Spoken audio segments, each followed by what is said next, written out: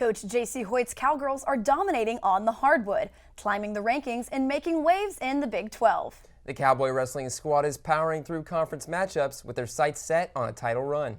And as the weather warms up, the Diamonds are heating up too. Cowboy baseball and Cowgirl softball are back in action.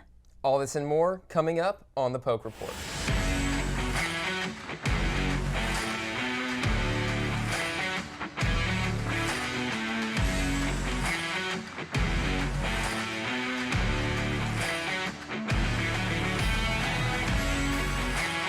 Welcome to the Poke Report, your home for all things OSU sports. I'm Paige Orr. And I'm Braden Garris. Now, football dominates the fall, but the spring brings a variety of sports. Paige, what spring sport is interesting you the most? This spring, it has got to be women's basketball. The energy in Gallagher-Iba Arena has been electric as Coach Hoyt's squad continues to impress. And with the addition of new talent, it can only get more exciting. Dalton has an inside look at one of the Cowgirls' newest additions.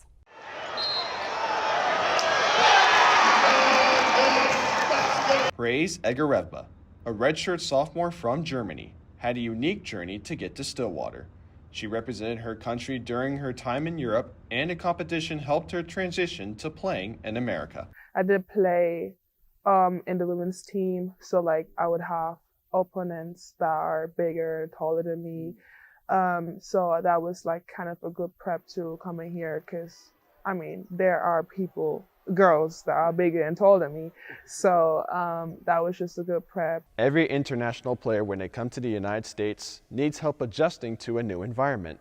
For Egerevba, Director of Player Development, Coach Robin Bostic helped her along the way.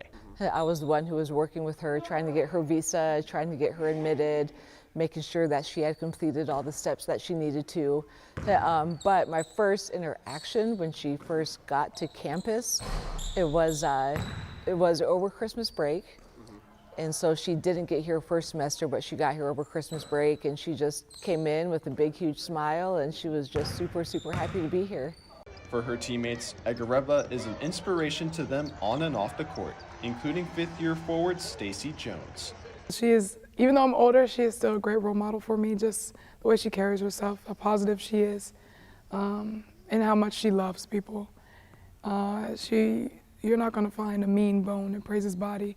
Yes, she's gritty on the court and she's going to get after her. She's physical.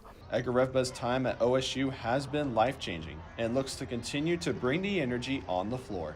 Just, seeing that everyone else beside me is celebrating as crazy as I am just gives me more courage to just be myself. From Papenburg to Stillwater, Egerevba's story is still being written.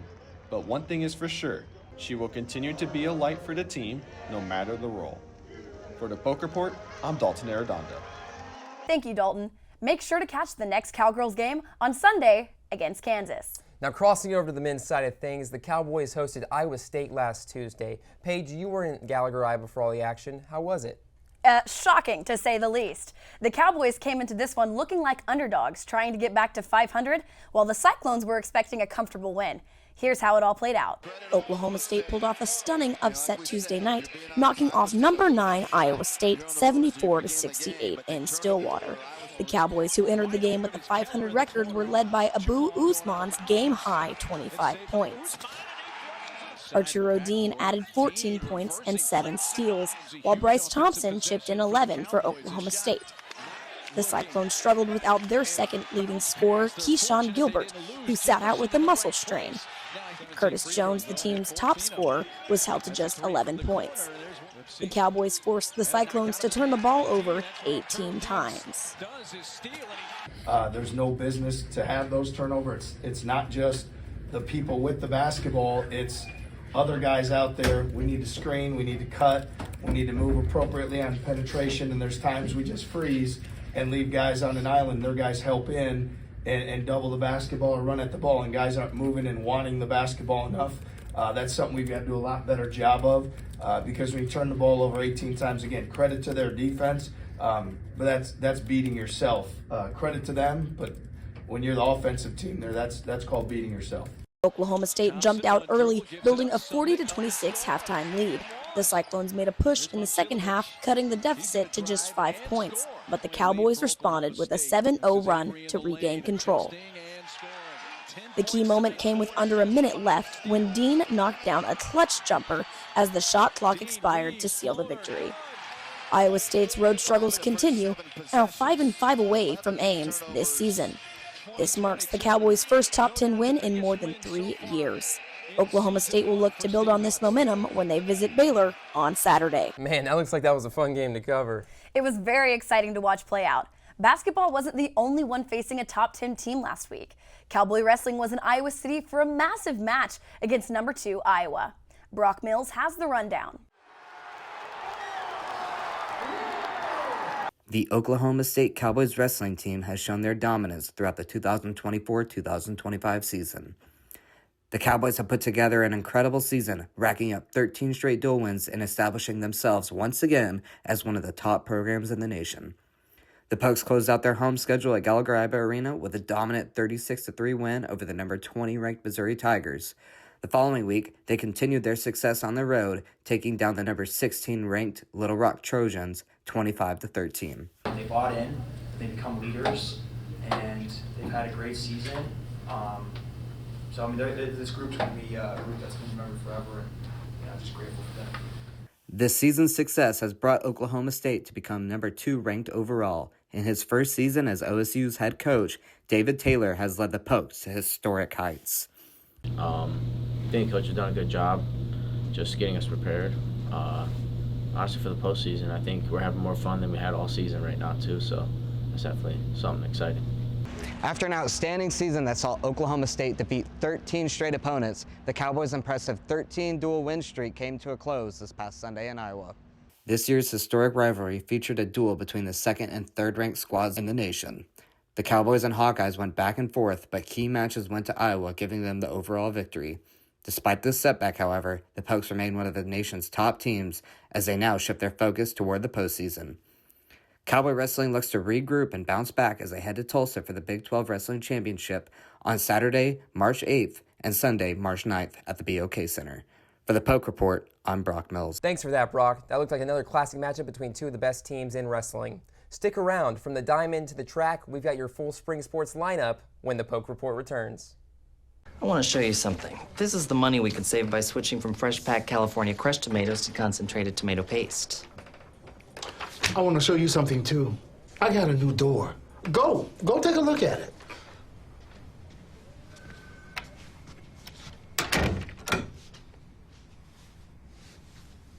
Nobody uses better ingredients than Little Caesars, like fresh-packed California crushed tomatoes. Pick up a large, deep dish for just $8. Pizza, pizza. Introducing Lincoln Black Label at Diffie Ford Lincoln. Designed to impress those with impeccable taste, Lincoln Black Label features a collection of interior themes and a host of exclusive membership privileges, inspired by attention to detail and a love of automobiles. With Lincoln Black Label, you'll enjoy an extended premium maintenance plan that covers wear items or even remote vehicle delivery. Lincoln Black Label isn't about luxury ownership, it's about membership. Lincoln Black Label, exclusively at Diffie Ford Lincoln. Welcome back. The spring sports are heating up. Braden, I know you've had your eye on some exciting action. What's catching your attention this season? I'm so glad you asked, because baseball and softball are back, and nothing's better than watching a game and enjoying the weather. Let's head to O'Brate Stadium, where Kenna has the story on this week's home opener. The Cowboys are back like they never left in their home field at O'Brate Stadium for their opening weekend against the UT Arlington Mavericks. The Cowboys' momentum started off strong in Game 1 of the series, with their offense kicking it off, getting 4 home runs in just the bottom of the first inning. Colin Bruggeman was the player of the game, getting the Cowboys 4 hits, 4 RBIs, and 1 home run. The game ended in a blowout win by the Cowboys, with the score being 19-4. I am here at O'Brate Stadium, where the Cowboys just had their first opening day yesterday, and now they're on to Game 2. Will they continue with the momentum from yesterday, or will they fall short? Let's find out. Game 2 for the Cowboys was a slower start, with the Mavericks scoring 3 runs in the first inning. However, the Cowboys would not let that stop them from dominating. Nolan Schubert led the Cowboys offensively, going 3 for 3 with 2 walks and a home run, and getting on base at every at-bat. The Cowboys finished off the game with a score of 10-4, clinching the series sweep. They are set to face Abilene Christian next on Wednesday night. With the Poke Report, I'm Kenna Mock.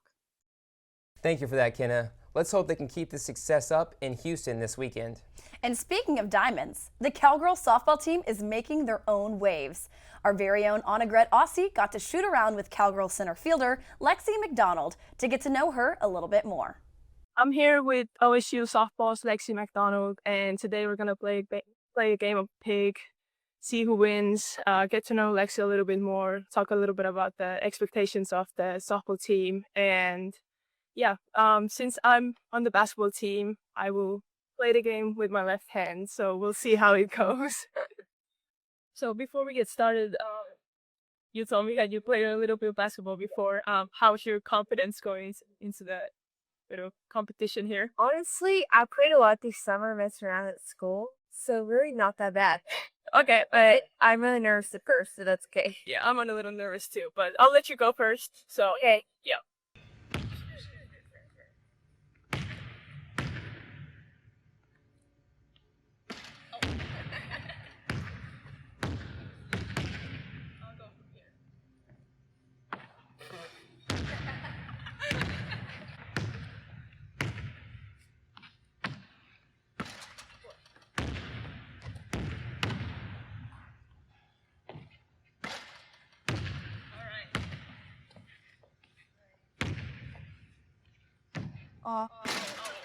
Last year you had a bit of like a breakthrough season, I would say. Yeah. When was like the moment when you kind of like understood that like, I'm kind of like the key piece of the lineup now? Started after I was just in series and had my career game, and so after that I was like, just gonna keep rolling, and it came to like playoffs or the Bedlam series, and I was just hitting really good, and I was like, well, I just gotta keep going, keep producing for my team, and so that was really telling me that.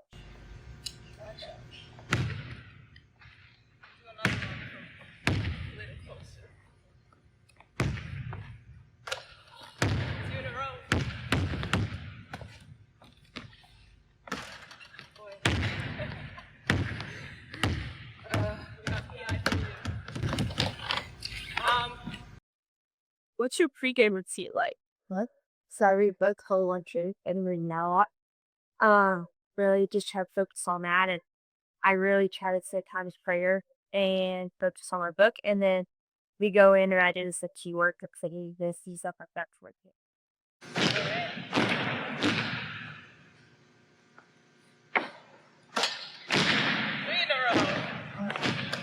Okay, you gotta make that one. Airball. That's up to me. Okay, that was good game. I won. But going to this season, you guys are ranked pretty high. Yeah. So, what's kind of the mindset of the team?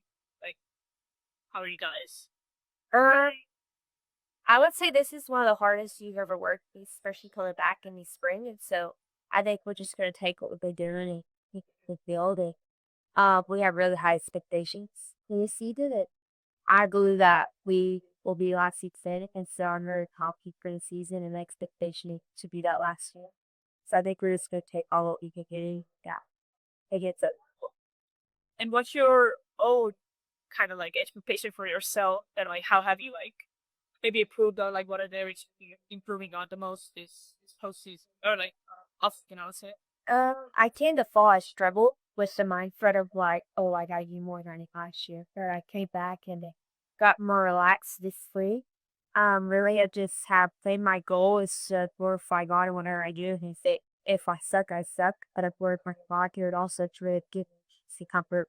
And it's really let me get played free and not by very like. Thank you for coming to this game with me. Maybe next time we'll get a little bit of closer date, but yeah. But for the book report, I'm on my good guys. Thanks, Anna. Hope you took it easy on her. Moving on to another court, both the Oklahoma State tennis teams have been playing, but the Cowgirls are a little more active. The Cowboys canceled their last matchup due to the crazy weather conditions we've been having here in Stillwater. I was enjoying the break I had due to the weather, Braden. I don't know about you. I wish I could say the same for myself. I think the cold going around finally got to me. And I'm not the only one. Cowgirl tennis has hit a cold spell in February, dropping 5 of its last 6 matches, all against top 15 opponents. This past weekend, the Cowgirls fell 2-4 to number 3 Michigan, despite securing the doubles point and a singles victory from freshman Rose Mary Ninjkamp. Just 2 days later, the Cowgirls were swept by number 9 Ohio State. Now they'll look to turn things around as conference play kicks off at home this weekend against Houston and UCF. Let's hope they get back on track with some wins this weekend. Coming up next, we have a look into what to expect for football and some predictions on March Madness after the break. At ASAP Energy, our goal is to provide the best customer service for whatever our clients need. My relationship with ASAP Energy came about in 2007. I was wanting to build a convenience store. I didn't know how to do it. I'd never been in the business. I just felt comfortable with Rick. And so I knew that I wanted to do business with a guy like that. Integrity, loyalty, and family. I would recommend that to anybody. Thanks for taking a chance on me. At ASAP Energy, everything matters.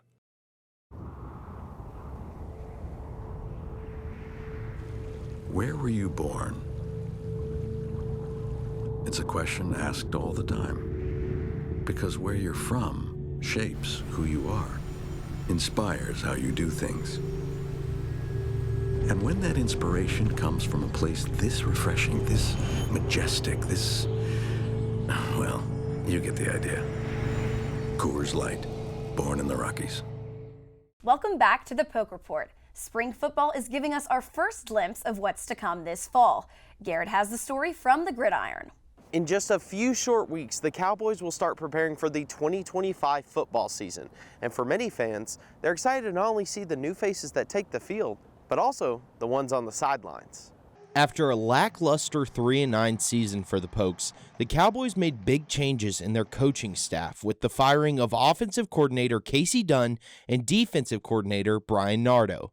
OSU started off the 2024 season hot, going 3-0 with big wins over the 2023 FCS National Champion South Dakota State and a shootout double overtime victory over Arkansas.